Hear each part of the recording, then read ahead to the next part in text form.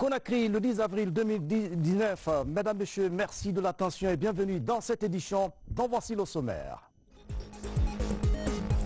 Cannes 2019 en Égypte avec le lancement à la primature de la caravane de soutien au Sili national pour la journée de ce mercredi. Plus de 150 millions de francs guinéens ont été collectés. Le Premier ministre appelle à la mobilisation. Bientôt, une usine de ciment à Satenea dans la préfecture de Bokeh. Elle aura une capacité de production de 150 000 tonnes par an. La zone économique spéciale de Bokeh attire de gros investisseurs.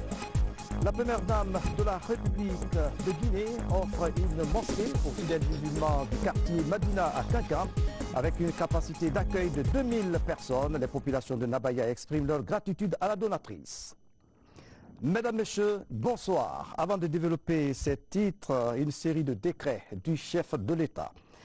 Décret dès 2019, PRG, SGG portant nomination de hauts cadres au ministère des Affaires étrangères et des Guinéens de l'étranger. Le président de la République, vu la Constitution, décrète, article 1er. Les cadres dont les prénoms et noms suivent sont nommés dans les fonctions ci-après. Secrétaire général, Madame Fanta Sissé, précédemment secrétaire générale au ministère du Commerce. Chef de cabinet, M.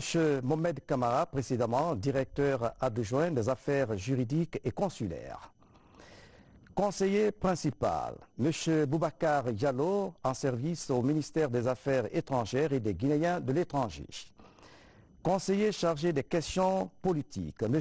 Keletigui Fama Touré, précédemment directeur adjoint à la direction Europe, Amérique, Océanie. Conseiller chargé des questions de la diaspora et des carrières internationales, M. Mohamed Dabo, précédemment premier secrétaire à la mission permanente de Guinée auprès des Nations Unies. Conseiller chargé des questions économiques, M. Jean-Pierre Yawara, précédemment inspecteur général au ministère des Affaires étrangères et des Guinéens de l'étranger. Conseiller chargé des questions de communication, M. Momelamine Solano, journaliste. Conseiller chargé de mission, Madame Aminata Kamara, précédemment directrice à la direction des Guinéens de l'étranger. Attaché de cabinet, Madame Nagbe Kondé, en service à la direction des organisations internationales. Directeur général des organisations internationales, M. Cheikh Ahmed Tidiane Kamara, précédemment directeur à la direction Afrique, Asie, Moyen-Orient. Directeur général adjoint des organisations internationales, M. Mohamed Ouriba, précédemment sous-directeur ONU à la direction des organisations internationales. Directeur général Afrique-Asie, Moyen-Orient, M. Boina Fangamou, précédemment directeur adjoint Afrique-Asie, Moyen-Orient. Directrice générale adjointe Afrique-Asie, Moyen-Orient, Madame Mamakalas Traoré, en service au ministère des Affaires étrangères et des Guinéens de l'étranger. Directrice générale Europe, Amérique, Océanie, Madame Aminata Koïta, confirmée. Directeur général adjoint Europe, Amérique, Océanie, M. Alpha Ibrahima Diallo, précédemment chef de section à la direction des affaires juridiques et consulaires. Directrice générale des affaires juridiques et consulaires, Madame Mama Aïssata Bangora, confirmée. Directeur général adjoint des affaires juridiques et consulaires, M. Elhadj Ibrahima Diallo, précédemment chef de la section Accords, Conventions et Traités. Directrice générale des Guinéens de l'étranger, Madame Fatoumata Sako, en service au ministère des Affaires étrangères et des Guinéens de l'étranger. Directeur général adjoint des Guinéens de l'étranger, M. Mamadou Satiou Bari, confirmé. Directeur général du protocole, M. Framoui Mara, administrateur en service au protocole d'État. Directeur général adjoint du protocole, M. Mohamed Dramé, confirmé. Directeur du centre de formation et de perfectionnement diplomatique, M. Laïn C. Doré. Directeur adjoint du centre de formation et de perfectionnement diplomatique, M. Momelamine Traoré, précédemment sous-directeur chargé de la formation au CEFOPED. Directeur du bureau d'études et de stratégie, M. Abdoulaye Baldé, confirmé. Directeur adjoint du bureau d'études et de stratégie, M. Dondor Silla, confirmé. Inspecteur général, M. Sekou Conté, en service à l'inspection générale du ministère des Affaires étrangères et des Guinéens de l'étranger. Inspecteur général adjoint, M. Alphaba, en service au cabinet du ministère des Affaires étrangères et des Guinéens de l'étranger. Article 2, le présent décret qui prend effet à compter de sa date de signature sera enregistré et publié au journal officiel de la République. Conakry le 10 avril 2019, signé professeur Alpha Condé, chef de l'État. Cet autre décret, D 2019-116 PRG SGG portant nomination de préfet. Le président de la République, vu la Constitution, décrète, article 1er, les hauts cadres dont les prénoms et noms suivent sont nommés dans les fonctions ci-après. 1. Préfet de Guékédou, M. Tamba Nestor Tonguino, numéro matricule 182 768 J, ingénieur agronome consultant. 2. Préfet de Télimélé, M. Amadou Sayo Diallo, numéro matricule 194 354 D, administrateur civil en service au ministère de l'administration du territoire et de la décentralisation. 3. Préfet de Massanta, M. Mohamed Achek Diallo, précédemment préfet de Mandiana. Préfet de Sigiri, colonel Moussa Condé, précédemment commandant la région opérationnelle maritime Sud. 5. Préfet de Yomo, colonel Issa Kamara, en service à l'état-major général des armées. 6. Préfet de Kéréwani, M. Sekou Touraman Diabaté, précédemment préfet de Massanta, en remplacement de M. Damou Kanté, appelé à d'autres fonctions. Article 2. Le présent décret qui prend effet à compter de sa date de signature sera enregistré et publié au journal officiel de la République. Conakry le 10 avril 2019, signé professeur Alpha Condé, chef de l'État. Au palais Séroutouria, le président de la République a reçu en audience quelques responsables et étudiantes de l'Université générale Lansana Conté de Sonfonia. Ils étaient venus remercier professeur Alpha Condé pour avoir accepté le titre de docteur honoris causa. Le chef de l'État leur a prodigué d'utiles conseils allant dans le sens de la qualification du système éducatif. Ibrahima Keïta. C'est dans une ambiance détendue que le président de la République, le professeur Alpha Condé, a reçu en audience ce mercredi quelques encadreurs et étudiantes de l'Université générale Lansana Conté. Le recteur de cette université et sa suite sont venus dire au chef de l'État merci pour avoir accepté le titre de docteur honoris causa et surtout le déplacement effectué sur leur campus. En réponse, le chef de l'État a invité les encadreurs à plus de rigueur dans la formation en s'appuyant sur des programmes qui répondent aux besoins du marché de l'emploi. Parlant des étudiantes, professeur Alpha Condé a insisté sur le courage et le dépassement de soi pour se hisser, car la réussite vient au bout de l'effort. Le chef de l'État les a remerciés pour l'avoir donné le titre de docteur honoris causa. Nous voudrions bien remercier, Excellence, Monsieur le Président. Et là, je le fais à leur nom, au nom de l'ensemble des étudiantes et étudiants, enseignants, chercheurs et non-enseignants de l'université. Je remercie donc, Excellence, Monsieur le Président de la République. Mais ce remerciement, c'est en toute première position d'avoir accepté de répondre à l'invitation de notre université. Et ça, c'est aller droit dans le cœur de chacun des étudiants, de chacun des enseignants-chercheurs et des non-enseignants. Ça nous a régaillardi, ça nous a donné beaucoup d'audience. Et aujourd'hui, tout le monde parle de Sonfonia grâce à cette visite que nous avions souhaitée et que nous avons eue. Nous voudrions donc à cette occasion le remercier vivement.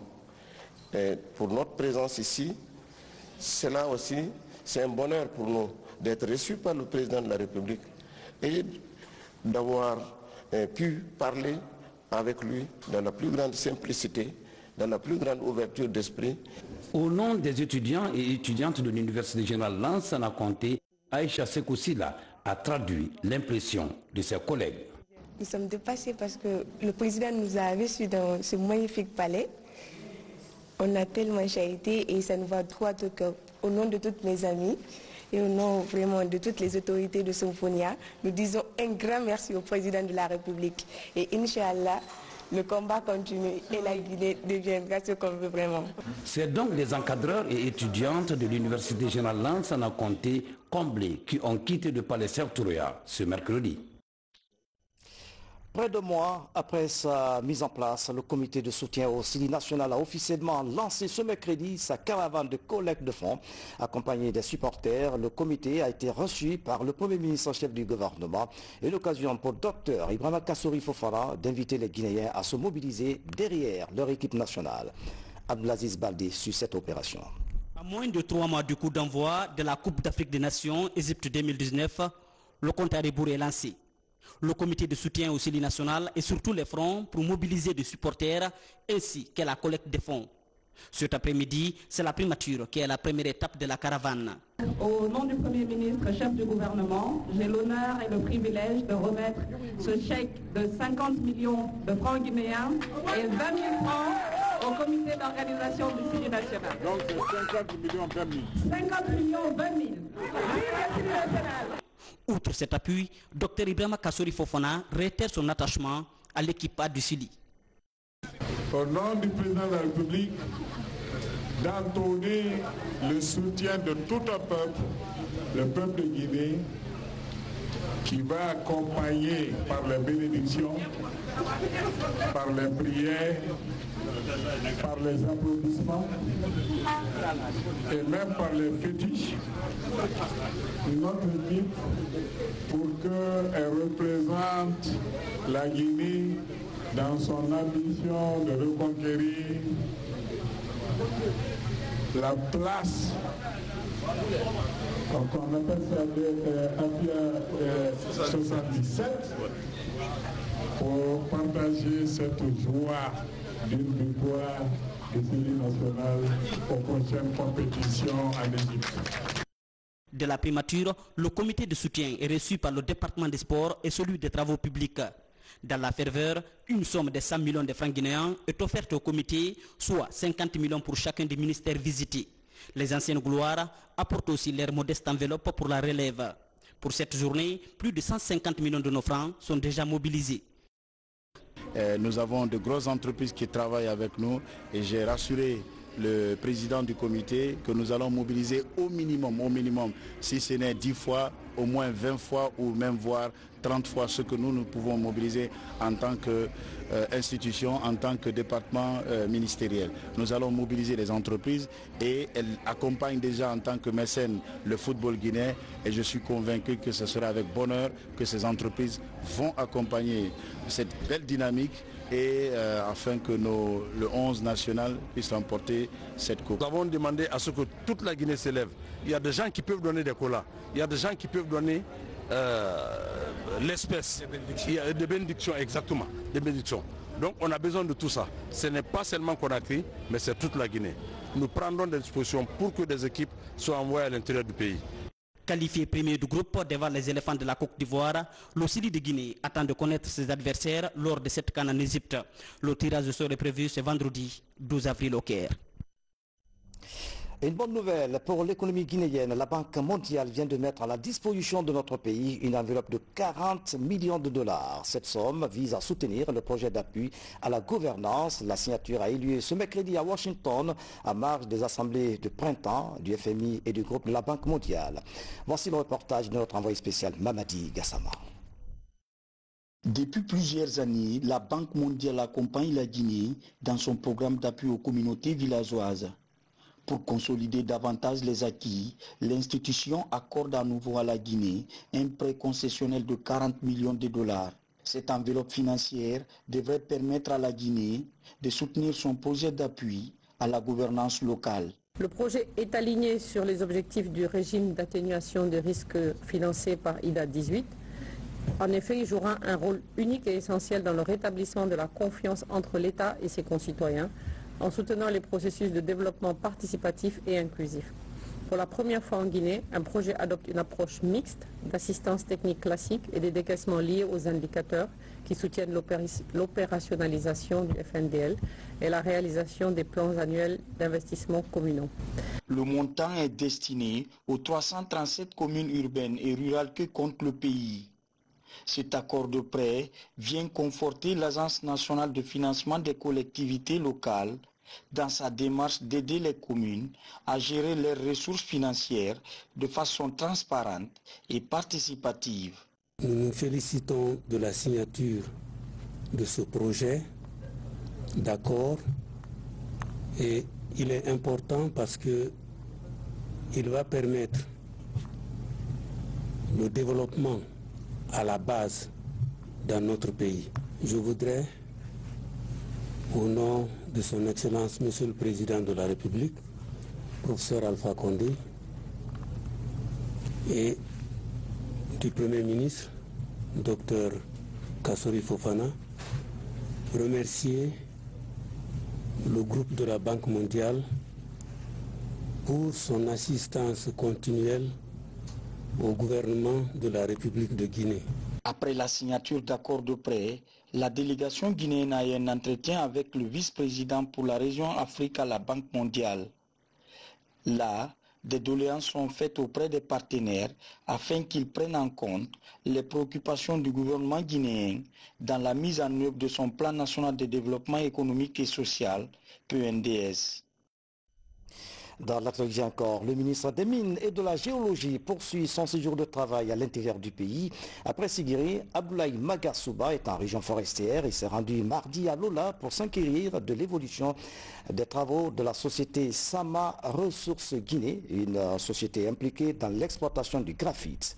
Reportage à Lola, Mohamed Amin Kaba, Valérie Talimane.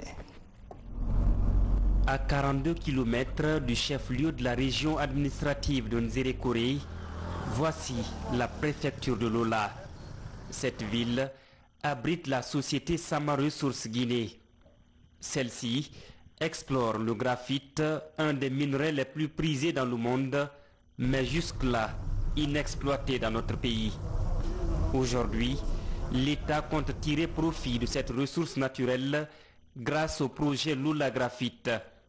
La société installe son laboratoire géologique qui assure l'analyse des échantillons du minerai pour déterminer la teneur. C'est tout à fait un processus qui se passe ici. Mais pour aboutir au graphite pur. Le graphite est utilisé dans beaucoup de domaines, dans des domaines classiques comme pour le crayon, pour les garnitures de freins, ainsi de suite. Mais il y a un marché émergent pour le graphite, c'est les énergies renouvelables. Mais l'élément fondamental, c'est que la production de graphite, lorsque nous arriverons à ce stade-là, permettra de répondre à une exigence, à une orientation très claire du président de la République, du chef de l'État, dans la diversification de la production minière. Bien avant sa phase d'exploitation prévue pour 2021, le projet augure déjà de l'espoir. Sama Ressources pourrait ainsi devenir un élément catalyseur de prospérité et de développement. Ici, les populations ont compris que ces sociétés font beaucoup de bien pour elles et par conséquent, elles doivent les protéger ces sociétés. Et voilà pourquoi ça fait un motif de fierté, de joie, de réjouissance pour moi.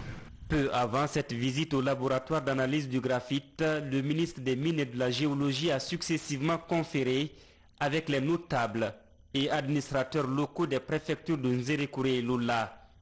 Une occasion pour Abdoulaye Magasuba d'insister sur la préservation de la paix dans cette région afin d'offrir un climat propice aux investisseurs.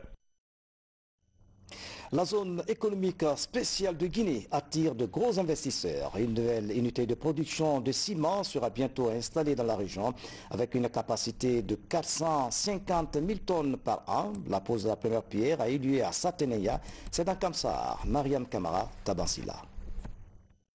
À plus de 300 km de la capitale Conakry, la ville de Boké. Zone minière par excellence, cette ville est devenue la convoitise des investisseurs. Dans le district de Sateneya à Kamsar par exemple, une nouvelle unité industrielle sera bientôt implantée. À travers cette pose de la première pierre, les cimenteries de la Basse-Guinée, CIMBG, viennent allonger la liste des nouvelles usines de production de ciment dans le pays. Dès l'instant où le chef de l'État a décidé que Boké, Bofa et Gawal soient considérés comme zone économique spéciale, les partenaires allemands, mauritaniens et guinéens ont estimé qu'il faut aider au processus de développement.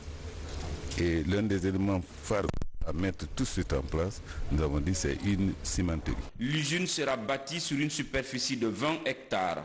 Elle aura une capacité de production de 450 000 tonnes de ciment par an, une centaine d'emplois directs et plus de 500 indirects sont prévus. Nous souhaitons vraiment une bonne réussite à ce projet qui vient augmenter et renforcer notre tissu industriel. Les cimenteries de la Basse-Guinée, CIMBG, sont le fruit d'une coopération multinationale. Le coût global de l'investissement dépasse les 18 millions d'euros. Les travaux de construction durent 16 mois. Selon les ingénieurs, la première tonne de ciment est attendue pour juin 2020. Dans la savane, la construction de la route nationale Kankan-Madiana avance à grands pas. À ce jour, les travaux de dégagement et de terrassement ont atteint le PK 40. La mission de contrôle apprécie le niveau d'exécution du chantier. Ansmat Madi Camara signe le reportage. Après avoir réalisé 17 des 40 km de la tranche optionnelle sur la route nationale numéro 7, Kankan-Madiana, la poursuite des travaux est en cours depuis plus de 4 mois. Au passage de notre équipe de reportage ce 9 avril, l'entreprise Guiter SA a déjà terminé le dégagement du point kilométrique 17 au PK 50 avec une largeur de 30 mètres. Et les remblais ont atteint le PK 43. Actuellement, entre PK 17 au PK 43, nous sommes à hauteur de 300 000 m3 de remblais, déjà réalisés en l'espace de 3 mois. Comme vous constatez vous-même, c'est des zones de bas-fond. Si on ne met pas des remblais de grande hauteur, ça crée des inondations en période de crue. Le projet, c'est pour 2 ans. La première phase, l'objectif, c'est d'arriver à Koyeran cette année, au PK 65. Sur les 40 km de la première tranche, dite optionnelle, 63 ouvrages de franchissement sont à construire. Et sur l'ensemble du tronçon, de Kankan à Madiana, 3 grands ponts modernes vont remplacer ces ouvrages de fortune à Sanfina, Nerekoro et Koyeran. Pont à faire, actuellement, on a commencé les ouvrages de décharge et d'assainissement. On attendait l'approbation des plans pour commencer les ouvrages d'art. L'achèvement à temps des travaux de construction de la RN7 Kankan-Madiana pourrait être compromis par certaines difficultés comme la présence des fibres optiques du backbone national dans les emprises de la route.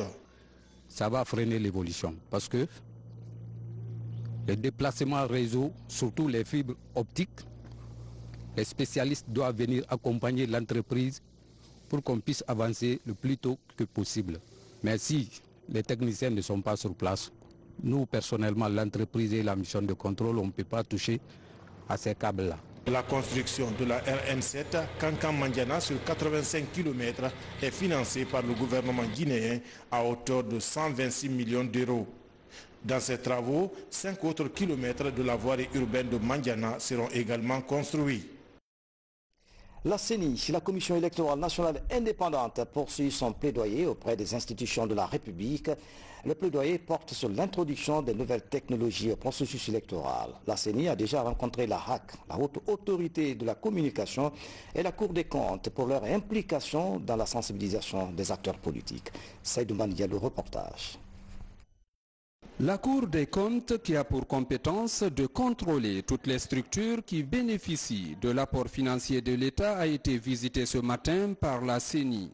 Avec ce partenaire majeur de l'organe de gestion électorale et des acteurs politiques, les échanges ont porté sur les différents contours de l'introduction des nouvelles technologies envisagées pour les prochaines échéances électorales. Nous avons profité de cette visite de courtoisie pour expliquer un peu le champ de plaidoyer que nous sommes en train de mener actuellement allant dans le sens de l'utilisation des nouvelles technologies ou une plus grande performance des représentants des acteurs politiques dans les structures de la CENI à la base Donc nous avons fait une présentation de toutes ces difficultés et souhaité l'accompagnement de la Cour des comptes. Sur cette coopération institutionnelle, la question d'élaboration de fonds de campagne et la non-déclaration de ces documents par les candidats lors des élections communales et communautaires a aussi fait l'objet de dénonciations.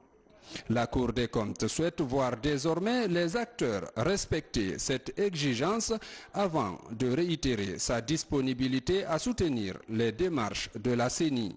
Au-delà même de l'aspect contrôle, nous avons une parfaite compréhension des préoccupations de la CENI et la Cour s'est engagée à soutenir justement Monsieur le Président de la CENI et l'ensemble des commissaires dans la recherche de solutions pour que la CENI puisse aller de l'avant, telle que l'utilisation prochaine de la nouvelle ou des nouvelles technologies de l'information. Et au-delà de ces dispositions, d'autres mesures ont été harmonisées, cette fois-ci avec la haute autorité de la communication.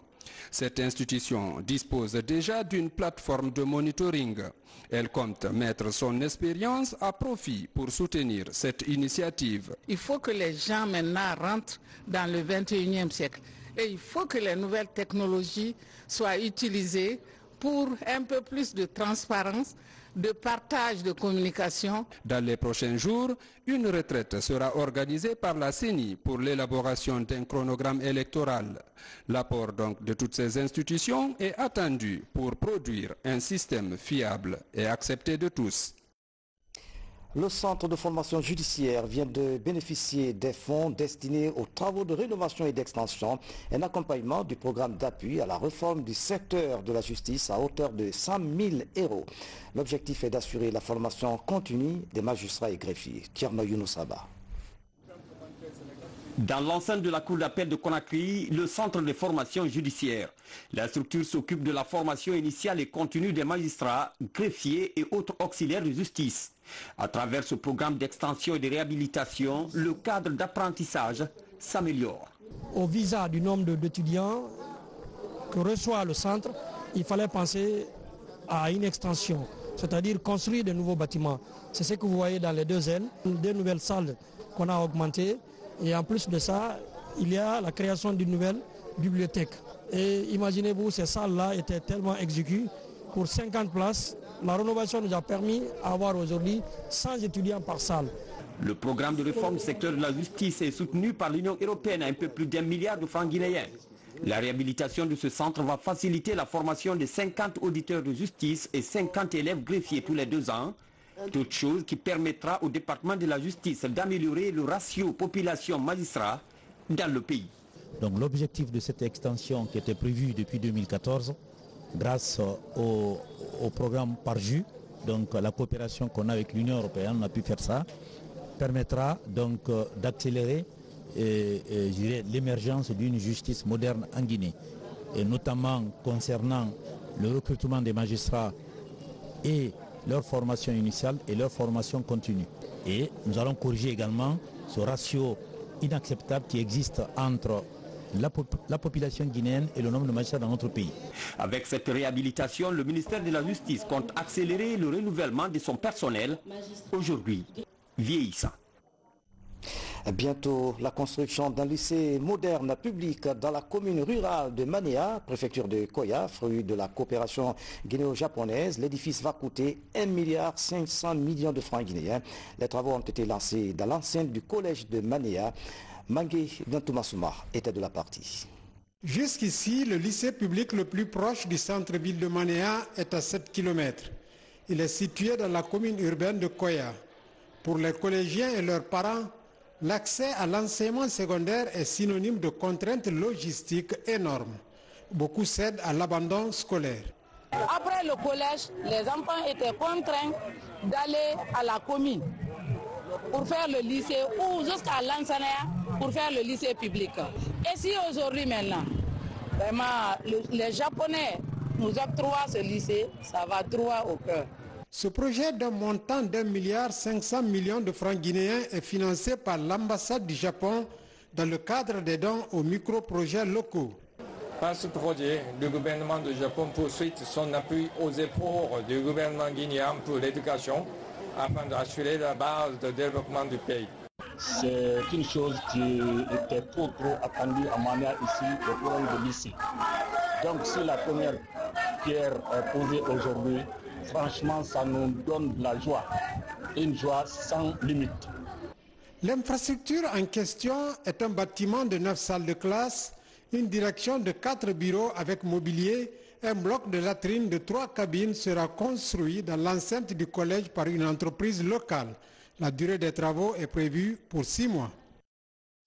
Santé, un offre de soulagement pour les tuberculeux. Un nouveau pavillon est opérationnel à l'hôpital Ignace Dine. Ce pavillon a été réalisé et équipé par Plan International de Guinée.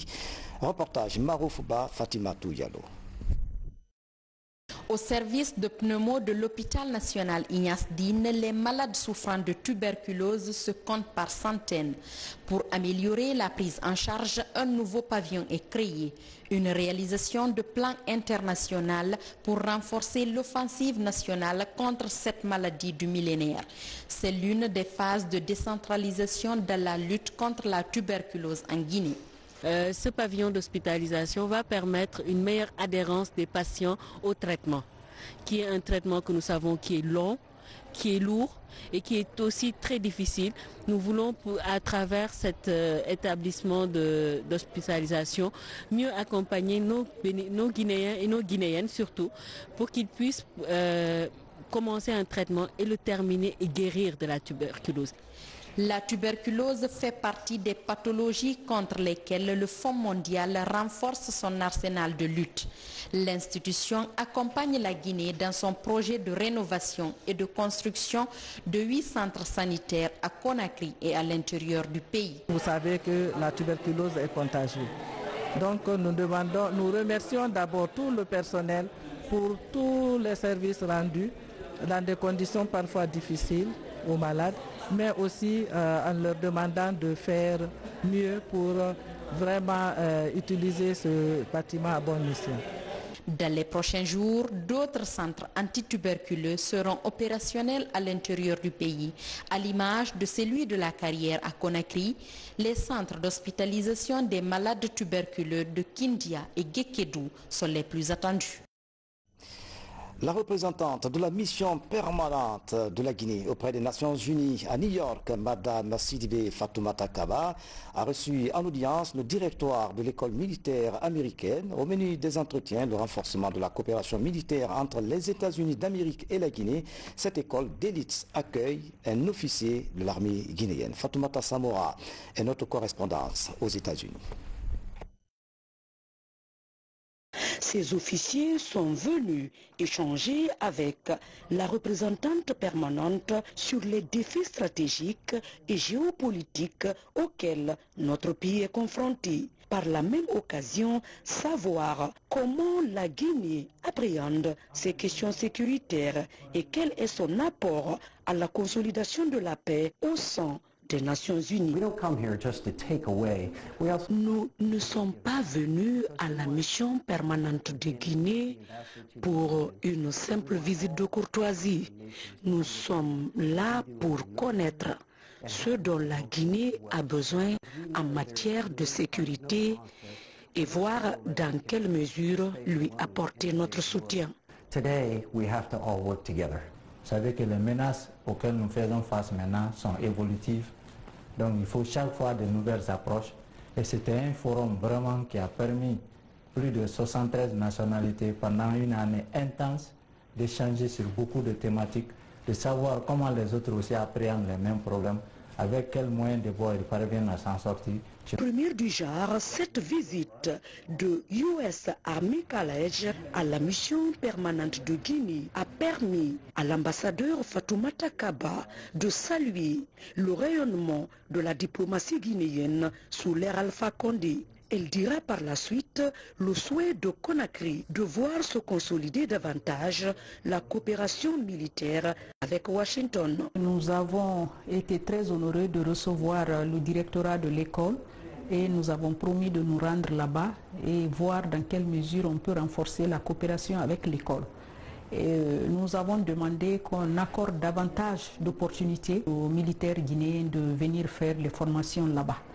Et nous sommes de plus en plus impliqués dans les opérations de maintien de la paix en Afrique. Donc le renforcement des capacités de nos hommes en uniforme est très important. En ce moment où notre pays fait figure d'école en matière de contribution de troupes aux opérations de maintien de la paix des Nations Unies, la formation des forces de défense et de sécurité est une priorité de première importance. Retour en Guinée, la première dame de la République vient de construire une mosquée pour les fidèles musulmans du quartier Madina dans la commune urbaine de Kankan. Elle a une capacité de plus de 2000 personnes. Cette action témoigne de l'attachement de Haya Djené-Kondé aux valeurs de l'islam. C'est le grand imam de la mosquée Faisal qui a présidé la cérémonie. Maurice Sidibé y était. Elle est la plus grande mosquée jamais réalisée au quartier Madina à Kankan. Cette maison de Dieu est bâtie sur une superficie de plus de 2000 mètres carrés. Avec un niveau R+1, l'édifice est doté de 4 terrasses. Sa capacité d'accueil est de 2672 fidèles. C'est un don de la Fondation Proximi de la Première Dame de la République et de la TICA, agence turque de coopération et de coordination. Je suis très content de me trouver aujourd'hui avec vous ici à Kankan pour inaugurer cette mosquée. Et j'implore Dieu, le Tout-Puissant, qu'il nous accorde la paix et l'unité nationale derrière nos autorités. Ce que je peux dire au peuple, c'est pratiquer leur religion. Dans la vie, là, pas de mauvaise religion. Toutes les religions sont bonnes. Nous remercions très vivement le professeur Alpha Condé, président de la République. Que Dieu, le Tout-Puissant, lui donne longue vie, de santé, de paix et de prospérité dans toutes ses entreprises. La construction de ce lieu de culte est un acte qui s'inscrit dans la promotion des pratiques islamiques. Elle témoigne de l'attachement de la première dame de la République aux valeurs cardinales de l'islam. La mosquée est un facteur d'unification, c'est un moyen de création de la paix et de l'unité. Donc je ne pourrais pas m'arrêter ici sans remercier entièrement Madame la Première Dame pour avoir doté Kankan à cette belle mosquée. Je prie le Tout-Puissant Allah qui accompagne le chef de l'État dans tous ses projets de société et le Premier ministre, chef du gouvernement, Kassouri Fofana, et en toute l'autorité guinéenne, et qu'il protège la Première Dame et amène la paix et la fraternité, la solidarité et le développement durable pour la Guinée. Des latrines et des forages sont aussi réalisés. Cette maison dispose d'une morgue, de panneaux solaires et d'équipements de sonorisation pour faciliter la prière. Voilà, c'est la fin de cette édition à tous. Merci de nous avoir suivis. Excellente soirée. Où que vous soyez dans le monde. À demain.